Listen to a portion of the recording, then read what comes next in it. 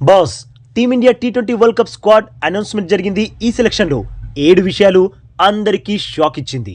అవును బాస్, మనమంతా ఎంతో ఈగర్గా వెయిట్ చేస్తున్న టీ20 వరల్డ్ కప్ స్క్వాడ్ని ప్రకటించేశారు. మరి ఈ సెలక్షన్లో 7 స్టన్నింగ్ డిసిషన్స్తో అందరికీ షాక్ ఇచ్చారు. ఫస్ట్ అయితే స్క్వాడ్ని ఓసారి చూసేద్దాం, ఆ తర్వాత షాకింగ్ విషయాల గురించి మాట్లాడుకుందాం. 2026 టీ20 world cup team India squad: Suryakumar Yadav captain, Abhishek Sharma, Sanju Samson wicket keeper, Tilak Varma, Hardik Pandya, Shivam Dube, Axar Patel vice captain, Rinku Singh, Jasprit Bumrah, Harshit Rana, Arshdeep Singh, Kuldeep Yadav, Varun Chakravarthy, Washington Sundar, Ishan Kishan wicket keeper. ఇది బాస్ స్క్వాడ్. మరి ఈ సెలక్షన్లో షాక్కి గురి చేసిన అంశాల గురించి ఇప్పుడు మాట్లాడుకుందాం బాస్. ఫస్ట్, శుభ్మన్ గిల్.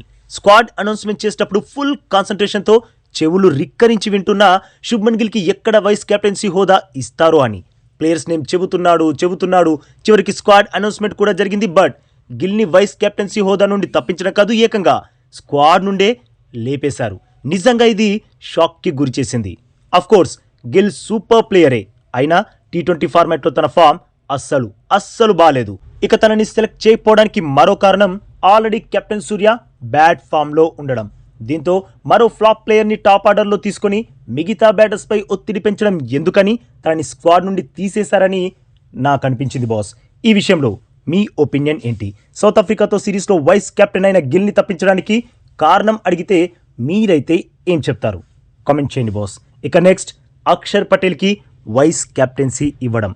చెప్పాలంటే బాస్, అక్షర్ పటేల్ కూడా రీసెంట్ టైమ్స్లో అంత గొప్ప ప్రదర్శనలు అయితే చేయలేదు. అలాంటి వాడిని తనని టీంలోకి తీసుకోవడమే కాదు, వైస్ కెప్టెన్ని కూడా చేయడం షాక్ ఇచ్చింది. నా ఒపీనియన్లో అక్షర్ కంటే హార్దిక్ వైస్ కెప్టెన్సీ హోదాకి అన్ని విధాలా అర్హుడు. మరి ఈ విషయంలో మీ ఒపీనియన్ ఏంటో కామెంట్ చేయండి బాస్. ఇక నెక్స్ట్, జితేష్ శర్మని ఆల్ ఆఫ్ సడన్ ఏకంగా స్క్వాడ్ నుండే తొలగించేయడం. సౌత్ ఆఫ్రికాతో సిరీస్లో జితేష్ శర్మ బాగానే కీపింగ్ చేశాడు, బ్యాటింగ్లో కూడా వచ్చిన అవకాశంలో తనని తాను ప్రూవ్ చేసుకున్నాడు. అయినా తనని ఎందుకు తప్పించారో సెలక్షన్ కమిటీకే తెలియాలి.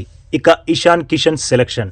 సోషల్ మీడియాలో తన సెలక్షన్ గురించి చాలానే చర్చ జరిగింది. ఎందుకంటే స్మార్ట్లో తన బ్యాట్తో అదరగొట్టాడు, కెప్టెన్గా తమ టీంకి టైటిల్ని కూడా అందించాడు. బట్ టీంలో ఆల్రెడీ సంజు శాంసన్, జితేష్ శర్మలు ఉండగా తనకి స్థానం దక్కడం అసాధ్యం అనిపించింది.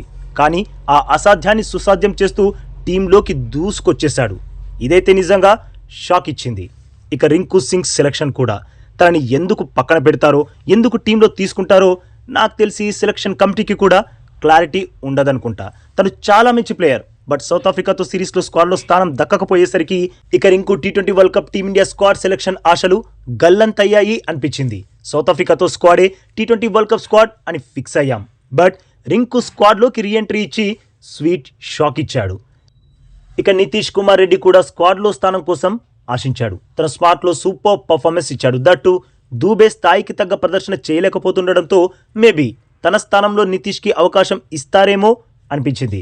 బట్ సెలక్షన్ కమిటీ నితీష్కి మొండి చేయి చూపించి దూబేకే ఓటేసేశారు. ఇలా స్క్వాడ్ సెలక్షన్కి సంబంధించిన 7 విషయాలు షాక్ ఇచ్చాయి. మరి మీకెలా అనిపించింది? ఈ స్క్వాడ్ పర్ఫెక్ట్గా ఉందా? మీ ఒపీనియన్లో సెలక్షన్ కమిటీ ఏదైనా తప్పు చేసిందా? కామెంట్ చేయండి బాస్. అలాగే ఈ లేటెస్ట్ అప్డేట్కి ఒక్క లైక్ కొట్టి మన ఛానల్ని ప్లీజ్ సబ్స్క్రైబ్ చేసేసుకోవచ్చుగా బాస్. ఇక ఈ వీడియో చూసినందుకైతే మీ అందరికీ దిల్ సే థ్యాంక్ యూ బాస్.